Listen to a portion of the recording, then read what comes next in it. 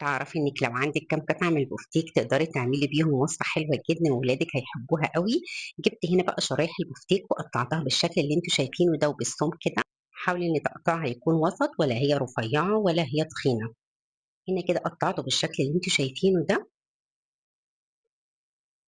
تعالوا بقى نعمل التتبيلة بتاعتنا. معايا هنا مَيّة بصل ومعايا ربع كوباية من الخل وربع كوباية من الزيت ونُص معلقة صغيّرة من الكمون ونُص معلقة صغيّرة من الفلفل الأسود ونُص معلقة صغيّرة من الملح.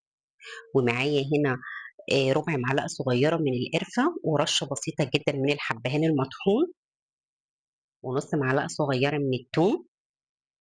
هاقلِّب الخلطة دي كده كلّها مع بعضها وابدأ أنزل بقى بشرايح البفتيك اللي أنا قطّعتها. هاقلِّبها كويس أوي لإن عايزة شرايح البفتيك كلّها تتغلِّب بالخلطة دي. وحطيت هنا ورقتين كده من اللورا.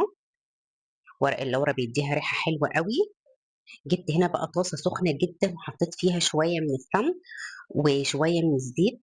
طبعًا الطاسة واضح إن هي سخنة معانا أوي. هابدأ بقى أنزّل كده شرايح البفتيك بالشكل اللي أنتم شايفينه ده. لو عندِك طبعًا قطعة من الليّة حطّيها، بس أنا للأسف ولادي ما بيحبوش الليّة.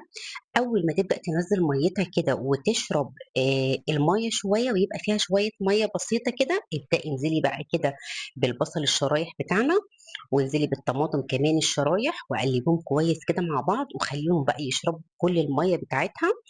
وفي الآخر خالص حطّي بقى شوية من البقدونس. حاولي إنِّك ما تحطّيش الحاجة الخضرا اللي في الآخر خالص عشان تحتفظ بلونها وبريحتها.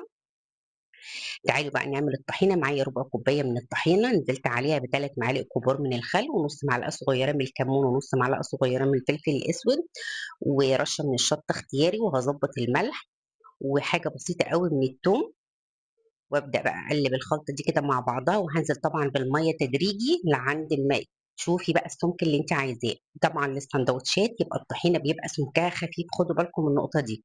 وحطيت طبعًا شوية من الليمون. هابدأ بقى أرُص كده الساندوتشات زي ما أنتم شايفين كده. شاورما لحمة مصري خطيرة، مش قادرة أقول لكم على طعمها وجمالها. تحفة، تحفة، تحفة. بالعيش الكايزر بتاعنا بقى أبو سمسم ده مش قادرة أقول لكم ساندوتشات خطيرة، الولاد هتعجبهم جدًا وبتجننوا عليها. أحلى كمان ما بتشتريها من برّه. شوفي دلوقتي بقى الساندوتش سعره كام برّه. عملناها في البيت بطريقة كويسة جدًا وبطريقة نضيفة. يا ريت بقى لو عجبِك الفيديو النهارده ما تنسيش تعملي لايك وشير وسبسكرايب للقناة، وما تنسيش تشتركي في صفحتي على الفيسبوك باسم ميادة كيتشن، واستنوني في فيديو جديد ووصفة جديدة إن شاء الله.